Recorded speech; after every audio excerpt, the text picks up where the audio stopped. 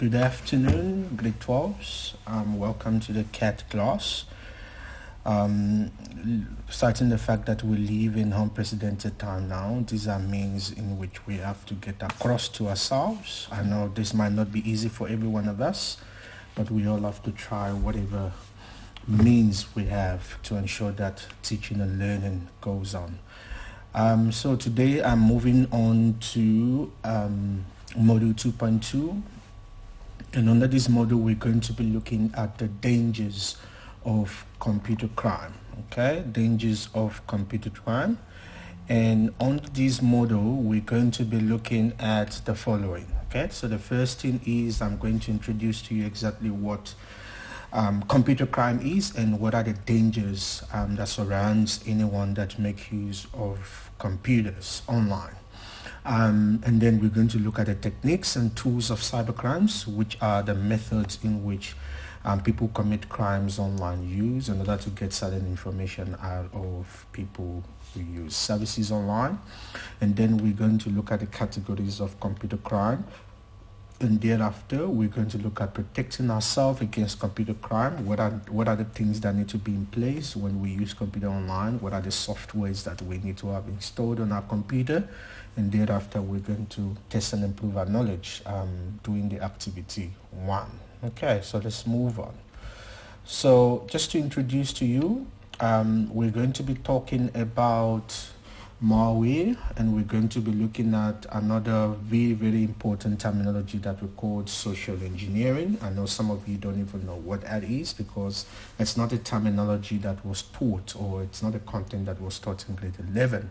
But malware is definitely something that we are familiar with in whatever way you can define that, but it's fine. We're just here to learn, so don't worry yourself too much about if I can recall or remember all these terminologies.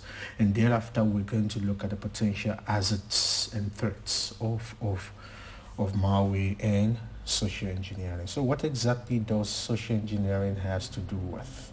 Okay, so social engineering is any form of attempt to manipulate or con someone into giving out confidential information, that is your password or your account number, which can be used to impersonate you or to install a malware on your computer. So it's some form of social way of coercing you or lowering you into giving very confidential information about yourself, that is your password or your account number or your ID number or your passport number. And these details that you provided can be used to impersonate you or can be used to install certain things on your computer. So that's exactly what we mean by social engineering. So always have that at the back of your mind. And the second terminology that we're going to look into is what we call the malware. Okay? The malware stands for a malicious software. It's a malicious software because it is written with negative intentions. It is designed to harm your computer. It is written with negative intentions. Someone wants to use the software to con you or to use that to get certain information out of you. So that's exactly what malware is. So please have a clarity on these two terminologies. Social engineering, which will always come up. What is social engineering? You must be able to give very good detail about that. And then thereafter, what is a malware? Remember, malware stands for malicious software. Okay, let's move on. So what are the techniques and tools used in cybercrime? So when people want to commit cybercrime, they use these different techniques and tools in order for them to be able to con people, for them to be able to take things out of people, or for them to be able to use social engineering to get certain information out of you. Okay, so you have to please pay very close attention to the following terminologies one by one, because these are terminologies that definitely you would have to answer in the June exam, you would have to answer in the September exam, you would have to answer in your trial and your final exam. So it's a common concept we've learned from grade 10, but there's a little bit new ones that we had at this point in time. So what are the techniques and tools that people use for cybercrime? So the first one we're going to be looking at is what we call phishing. Okay, so remember that word phishing. When you go to the seal and you want to fish, you use your rod, you use your string, You use your bait to get things out of the sieve. So the same methodology or the same techniques is used in this act of cybercrime. So phishing refers to attempts from people to con the user into giving out personal or confidential details, such as your PIN numbers and passwords, by posing as a legitimate organization, usually via your email. So a typical example to use is you receiving an email from Standard Bank and saying, we would want you to please provide us with your bank account details, with your PIN number or your password to your internet banking so that we can reset something because we have a technical glitch on our side. That is definitely something fishy. Okay, so that's why we use the word phishing. Okay, it's something fishy. It's something that no one in a bank, is something that no organization would ever ask for. It's your confidential details. It's something that belongs to you. So things like PIN numbers, things like your password, things like your ID numbers are meant for you. Those are why we refer to these details as your personal and confidential details. So you've got to be very careful when you see emails coming out of your email and mentioning that they do, or Standard Bank or FNB or Capitec asks that you send your PIN number. Remember, that is an act of cybercrime. That is exactly what we refer to as phishing. Okay, so again, I'll reiterate on that concept. Phishing refers to attempts from people to con the user into giving out personal and confidential details, such as your PIN numbers and your password, etc., by posting as a legitimate organization, usually via the email. So that's exactly what your phishing refers to. All right, so let's move on. Just be in mind, just for this last picture that pop up now, being big banks, small banks will never require personal confidential details from you. Always have that at the back of your mind. So whenever you see any strange email or any strange text message on your phone requiring that you send your personal info to them, then you must immediately remember that that is an act of phishing, which is referred to as a computer crime. Okay, so let's move on.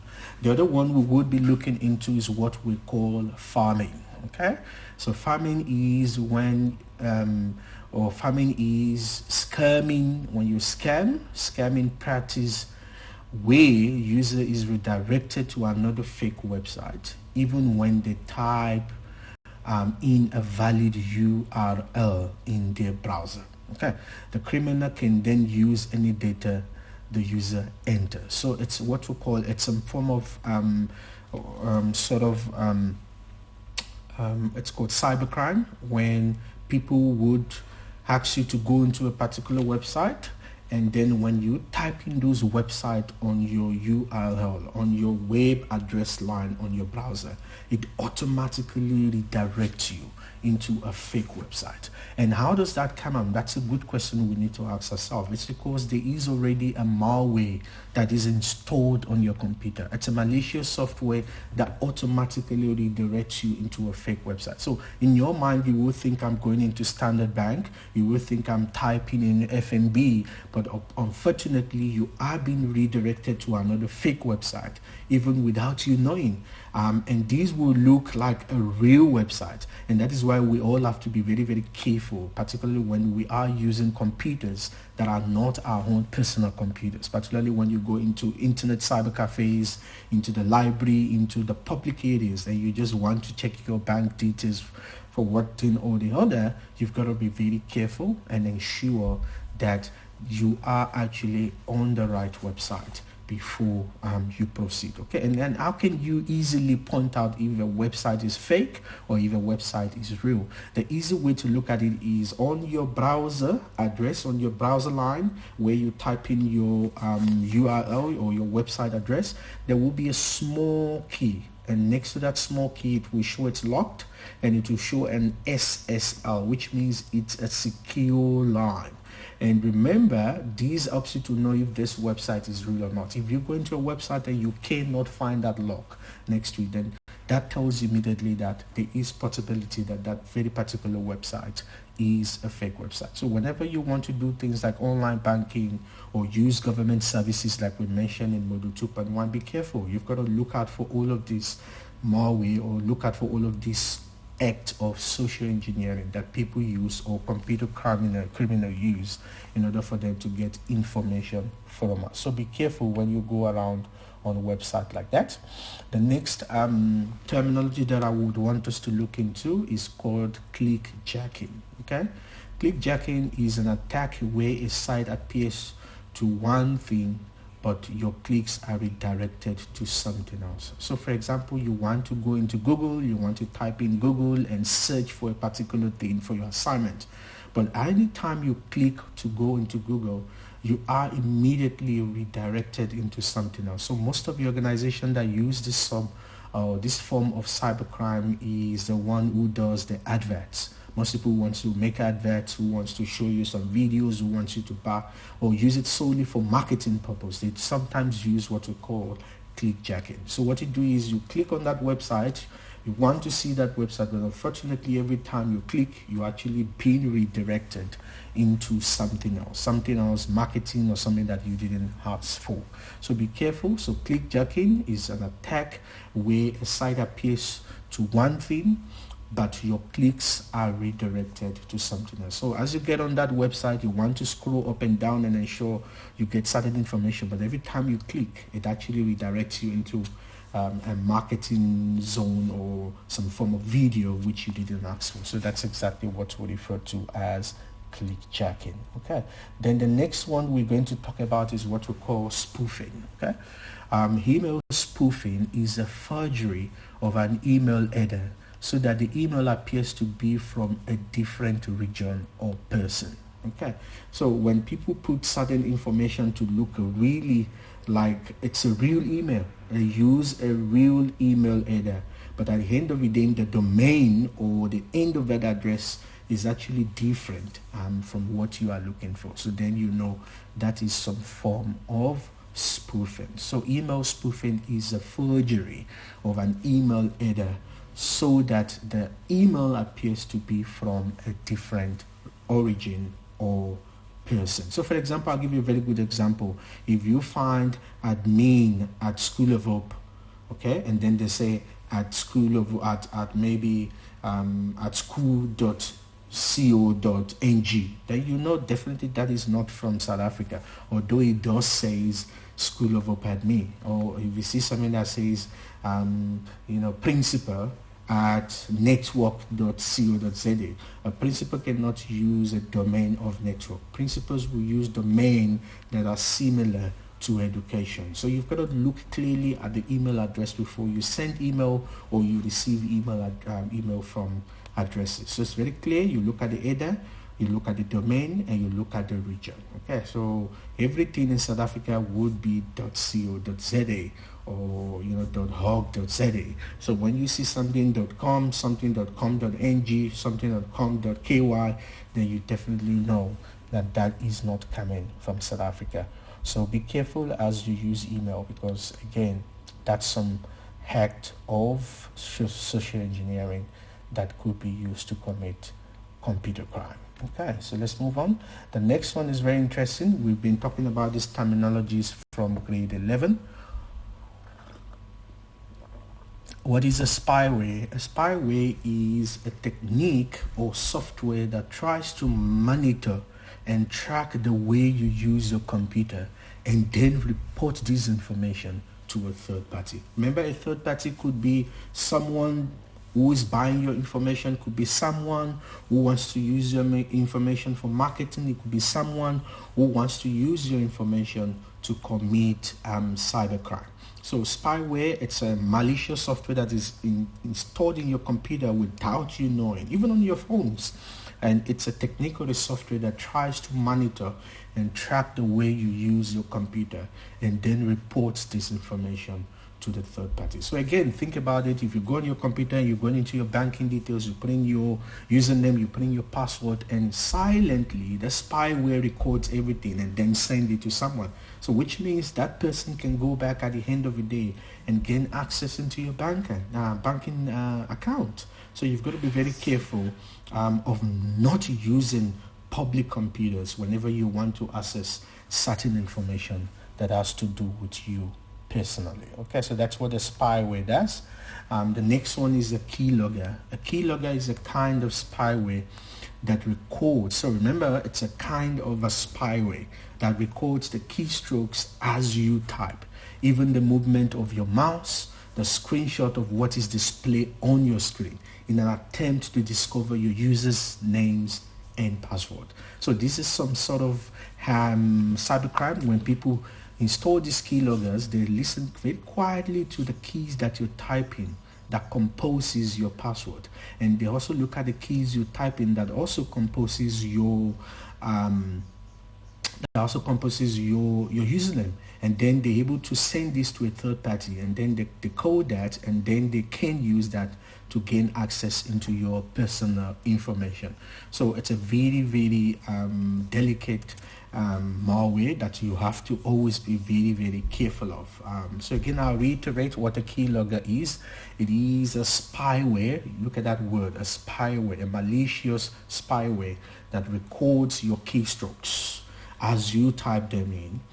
Even the movement of your mouse, the screenshot of what is displayed on your screen, in an attempt to discover your username and your password. So that's why people say, but how can people guess my username and my password? It's possible, because if there's a keylogger installed on your computer, there is definitely a way in which they can actually see or listen to the keys that you typed in or pressed to get your username and the key that you press to get your password. So that's an easy means for cyber criminals to actually get hold of your username and password. Okay, so that's another one.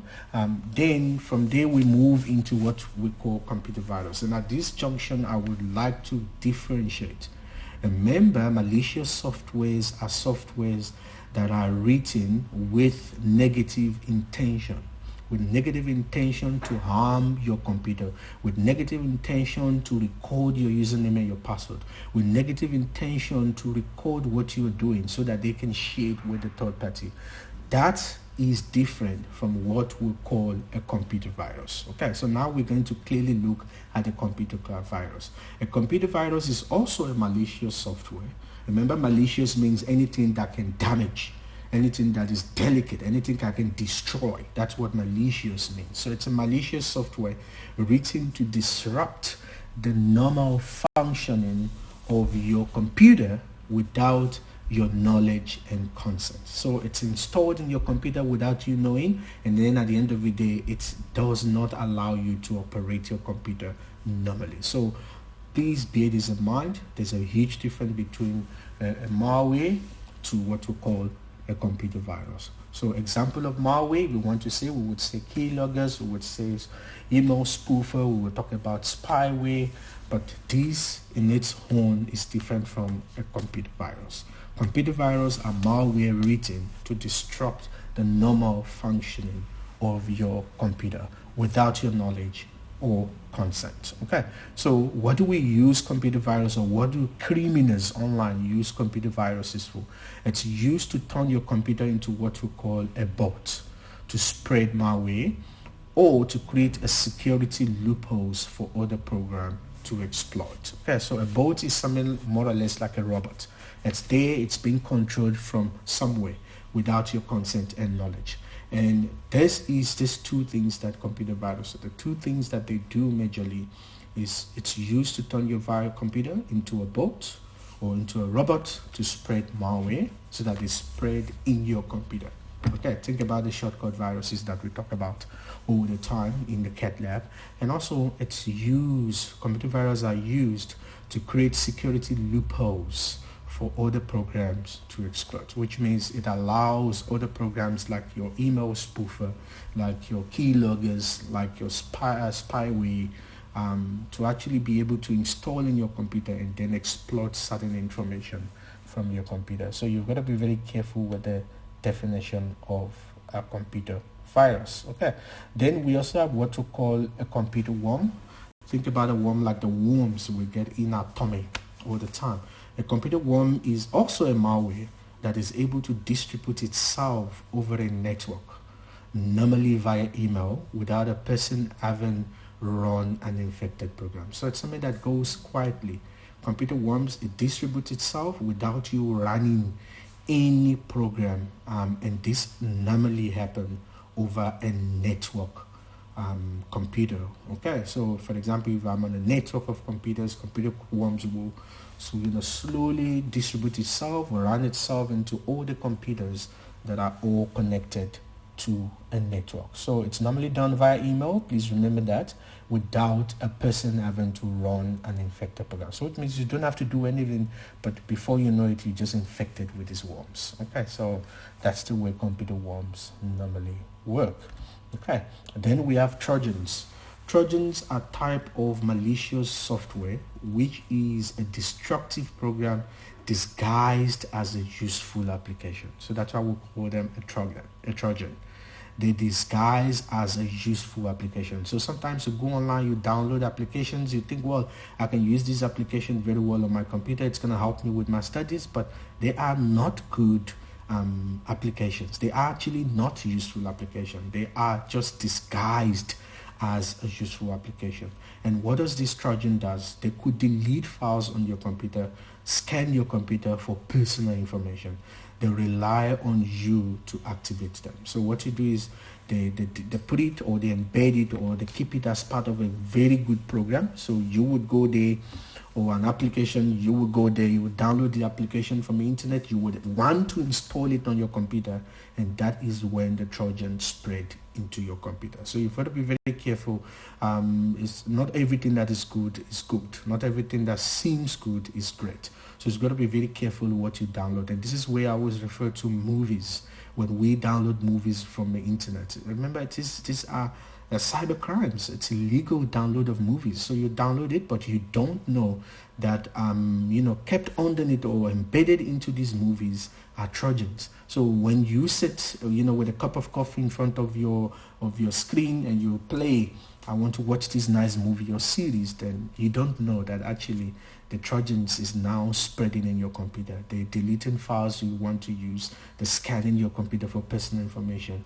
And that's how it works. And sometimes this really, really harms that computer. In fact, sometimes you might lose very vital information or data from your computer. So that's why you've got to be very careful of Trojans. Again, Trojans are a type of malware which is a destructive program disguised as a useful application, and could delete files on your computer or scan your computer for personal information. They rely on you to activate them. So you've got to be really careful all the time when you're downloading from the internet. Okay, so that's what a Trojan looks like. Then the next one, which is becoming popular, is what we call a ransomware. Okay, a ransomware is also a malware. It's recently, I think it became into existence around 2008 when we started looking at the ransomware. So again, these are malware that encrypts data, making it unavailable. That's what the word encrypts means, making it unavailable until you pay a ransom fee. So they owed you ransom. Let's use that word. So it's a ransom software. It's a malware that encrypts all the data on your computer. It blocks you out of your computer, and then it says until you've paid a particular amount of ransom before your data can be released back to you to use. So you've got to be very careful downloading or asking for help online, because you're not sure exactly who you are picking up. Because if you don't pay up, you may not have access to your data for a long period of time. So be very, very careful what you download online. The next one I'm going to look into is what we call a adware. Look at that word. Ad means adverts.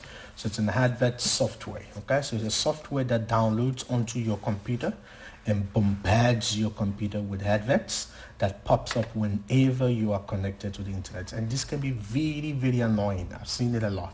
Very annoying. You want to do something, you want to send an email, and the pop-ups keep coming up all the time. Selling Telcom to you, selling MTN to you, selling everything to you, and these are adverts that you did not subscribe to. So you've got to be very careful. This is also a malicious software that, if you're not careful, may be installed on your computer. But again, we can fight this and say, is this malicious, or is it good for software? Is it good? Is it good for marketing? That's another discussion for another day, because of the way it pops up and annoys you, it could be seen as a malicious software, because again, you didn't ask for those adverts. You didn't ask to see those adverts. So you've got to be very careful. Adware is good sometimes if you're someone who wants to sell, if you want to send things to a lot of people over the internet. But again, this can be some sort of, nuisance into the eye of many people who sees it. So that's why you would see, I don't know if you've noticed that sometimes Google would show, or on your Gmail to show a certain advert, that it will ask you, do you want to see them again, or do you don't want to see them again? And you can say, no, I don't want to see them again. So that's an example of an adware. But again, it's a good marketing tool for most people who use it. But again, it can be something that can, irritate you, particularly when you're trying to do something meaningful at work. So be careful with that as well. The other thing is, remember we mentioned earlier on the bots, okay? So a computer that has been compromised or infected and can be controlled remotely, remember, from anywhere you are. That's what the word remotely means. When it is on and connected to the internet, is what we call a zombie. So when your computer becomes a zombie, we say is a bot. It becomes a bot. Your computer becomes a robot, in other words. So that's where we get the word bots from. Okay. So a bot is a computer that has been compromised or infected and can be controlled remotely whenever it's connected to the internet. Okay. Whenever it's on, which means been switched on and then connected to the internet. So also we call it a zombie. So when you say, what do we refer to as a zombie or a bot computer? It's a computer that has been compromised or infected and can be controlled remotely when it is switched on or connected to the internet. And another word for bots is what we call zombie. Okay, so please bear that in mind. Okay, now let's look at the categories of computer crimes that we have. So that this can also be very clear for you. Computer crimes can come in form of various means. Okay, and under this major one, I would like to look at computer crime done in form of harassment. Okay, remember, you would have heard words like cyber stalking, spam, uploading of unauthorized pictures on the web, and cyberbullying. These are things that is becoming imminent, that is becoming popular in our days. And we need to clearly understand what all of these terminologies is. So cyber stalking is when people look at your profile, for example, or mostly on social media website. They will check your profile, they're not your friends, they didn't send a friend request to you, but they find a way online on social media platform to actually read your profiles, to look at your profiles, to look at your pictures. That's exactly what we mean by cyber stalking. So which means someone is using the internet, to actually stalk or to look at people information without their knowledge or consent. So you've got to be very, very careful with that. That happens a lot on social media. Then we also have what we call spam. These are unwanted emails. We call them spam information or spam emails. These are unwanted emails that you find in your email. You didn't ask for it, and you just find them in your emails. But what is so good is most of our web-based service provider has what we call spam filters. I remember this was mentioned in Module 2.1 under the Internet Connections and Services. There's something we call the spam filters that allows ISP to filter away unwanted emails or spam emails. So that is also another form of cybercrime or type of cybercrime. Then we also have uploading unauthorized pictures on the web. This happens a lot. People use it again to blackmail people, to share information or false or fake information about people. People then do upload unauthorized pictures of those people over the internet. So this again, you must be very careful of. The other part of computer crime under harassment is what we call cyberbullying. When people use your video, when people send information around about you on the internet, that is what we call cyberbullying. And these are false, fake, or very very bad information. When they share very bad information about you without your consent and knowledge, and they then use that as some form of intimidation to you on the internet or on social media platform. That is what we refer to as cyberbullying. Okay, so be careful. Bullying is not only physical bullying. Bullying is not only verbal bullying that we find in our physical environment. This could also happen on the cyber, on the internet, and that's why we refer to it as cyberbullying. Okay, then another type of computer crime that we have is what we call internet attacks. So remember, we've talked about harassment, and we've talked under harassment as cyberbullying, spam emails. We've talked about uploading information of pictures of people onto the web, and then we've talked about cyber stalking. So you've got to be careful about all of those forms of computer crimes. We're going to move on now to internet attacks. Okay, so internet attacks is when computers or the internet is used as a weapon of warfare towards a group of people, towards individuals, or towards a company. So internet attacks can be in various forms. Attacks could be on businesses, and this is a problem you find most of the time when you conduct businesses online. Attacks could be, or internet attacks could be on businesses online or across the web. Internet attacks could be on website, when your website is being taken over and defaced. In other words, when they put information or they rearrange your information on your website. That's also on some form of internet attack that you can find. Then now we have in what we call cyber terrorism, okay? Attacks on part of a country's IT infrastructure. So when a particular part of an IT infrastructure of a department of a country is being taken over by terrorists online, and that is what we refer to as cyber terrorism on the internet terrorism, in other words. Attacks on parts of a countries or business IT infrastructure. So that is what we call cyber terrorism. And the last one that I'm really going to talk about here is what we call denial of service attack, which we call the DOS. Denial of service attacks is when it uses bots to flood servers with requests. So what do we mean again by bots? Zombie computers from across the internet, and they use it to flood servers with requests. So again, it just constantly sending or request or information to a particular server, and at the point when the server cannot hold on to all of those requests, what happens to the server? It crashes, and that's exactly what we mean by denial of service. So when the server has crashed, it means people will not be able to access it.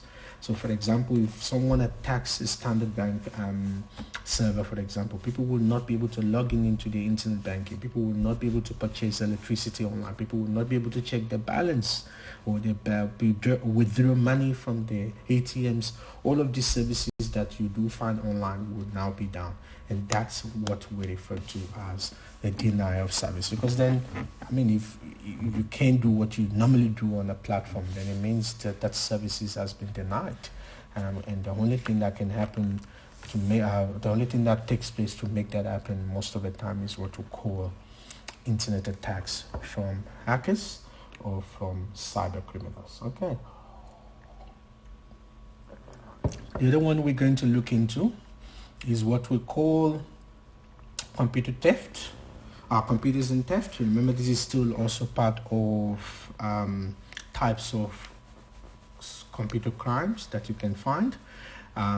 So people do use computer or use the internet to actually deprive you or take away from you your identity, take away from you your bandwidth which you're paying for, your processing time and power of your computer, or your data, intellectual property, or your money. Okay, so these can all be taken away from you using the power of computer. So how do we say there's a bandwidth theft? When someone logs into your internet access or logs into your computer network without your knowledge and consent, and then use your bandwidth, which is your internet download and upload, to download for their own personal use. So that's what we mean by bandwidth theft.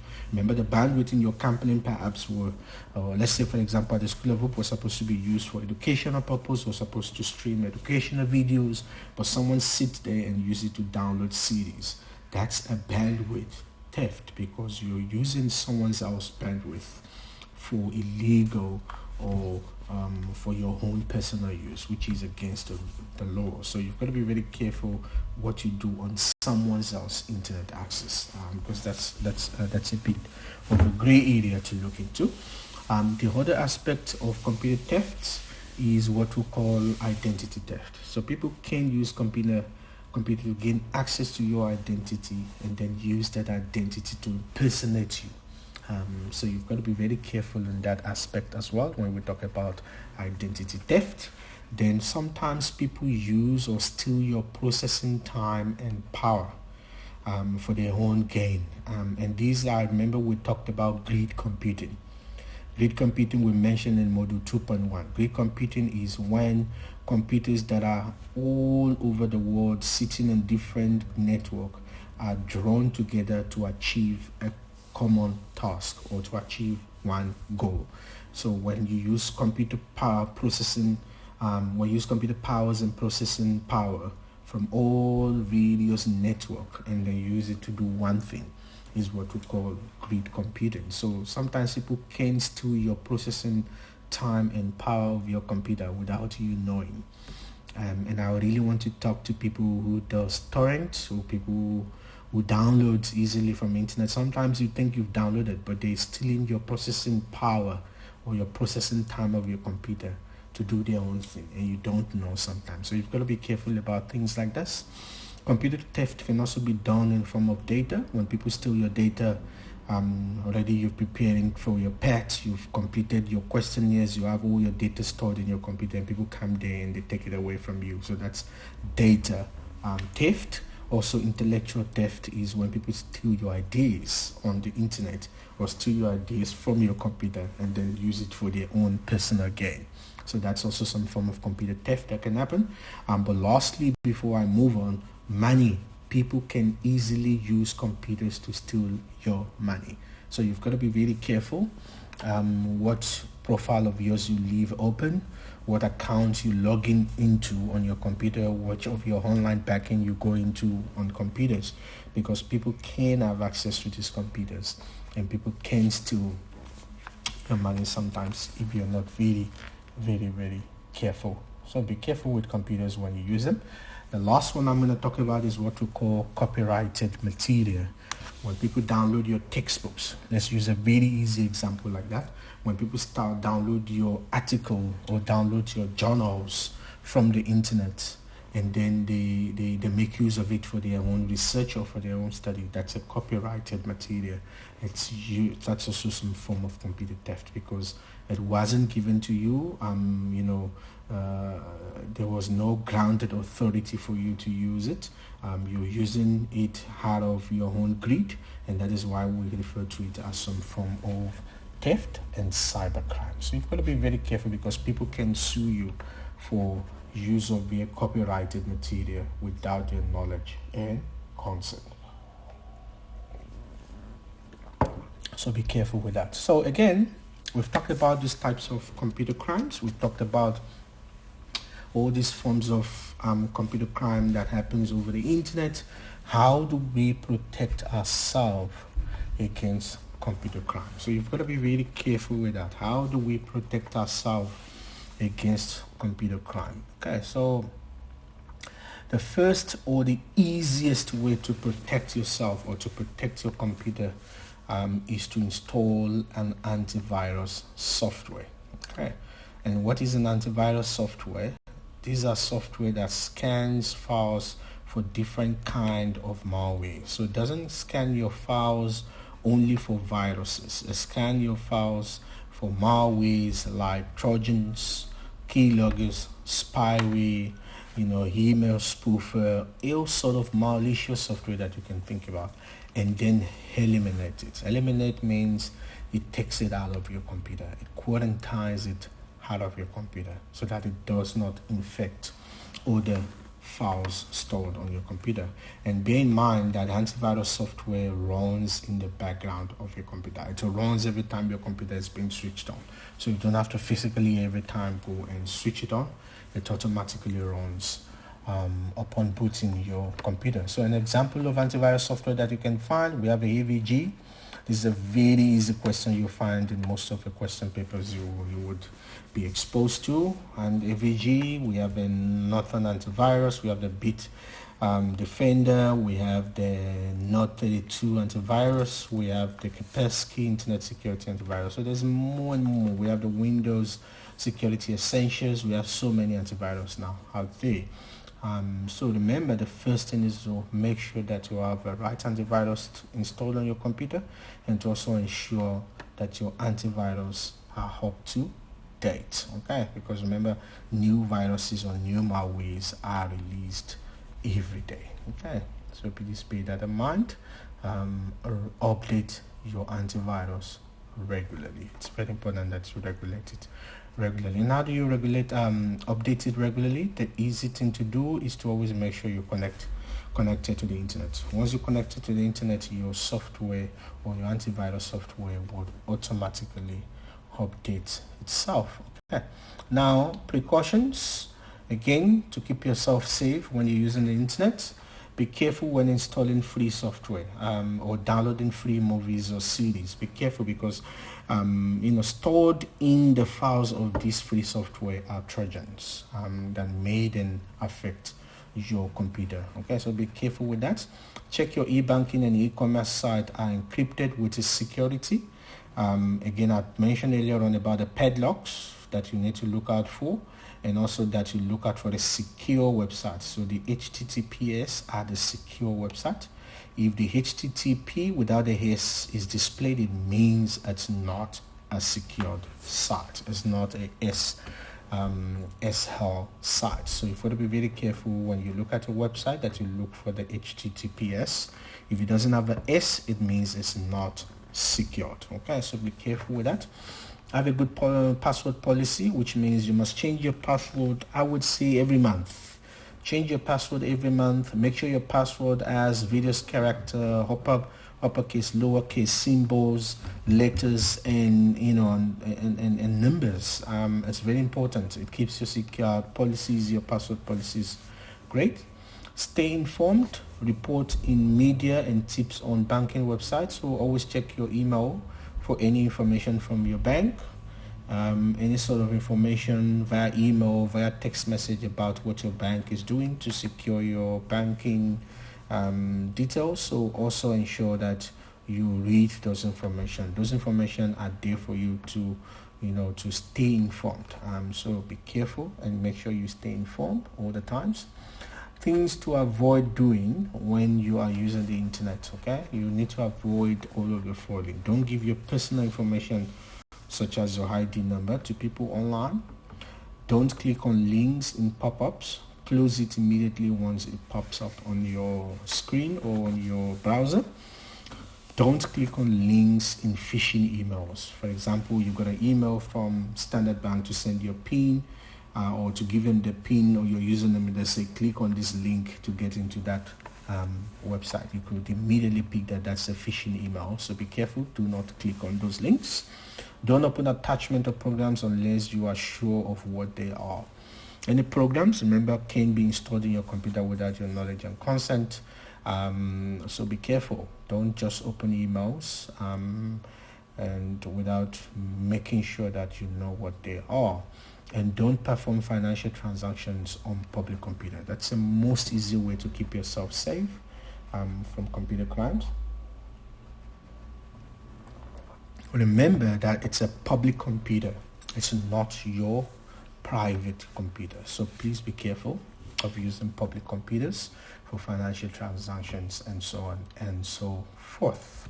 Okay, let's talk about access and privacy. Okay, if your workplace or your school has computer usage policy, you have accepted other people might have access to your files. So remember, although they give you an access to your school computer or to use a school internet access, but remember, if you've accepted the computer usage policy, other people may have access to your files. So remember that having access doesn't guarantee your privacy. That's what I'm trying to bring out here. Having access to services, having access to a network, having access to a computer does not guarantee your privacy. Okay, if you work on someone else's computer, they can claim access to your data files. So be careful of using your friend's computer to sign into your banking, because that's where your money is. That's why I keep using this example.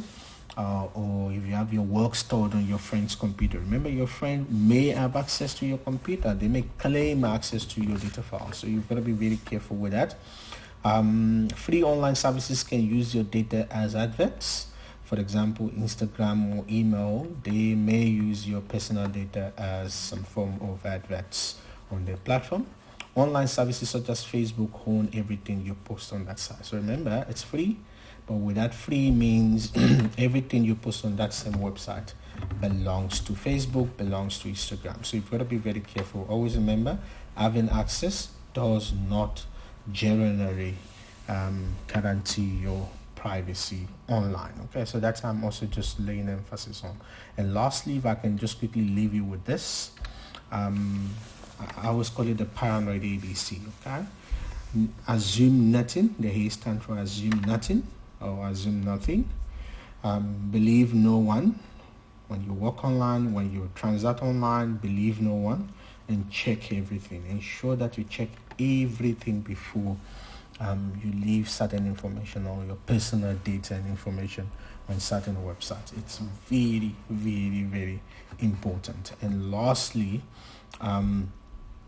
be paranoid. Everybody's free. You can't be paranoid. You can't act paranoid because you're not sure. That's why we say assume nothing, believe no one, and check everything. So that concludes this slide. We're now going to test and improve our knowledge. And what we're then going to do is I'm going to send you an activity 1. Once you've listened to this video, you can just go over those questions, and once we get together on the WhatsApp group, we then would answer those questions together. But most importantly, read through the slide, read through the activity, listen to the video over and over again, and I believe everything then should be fine. So thank you for your time and everything. Okay.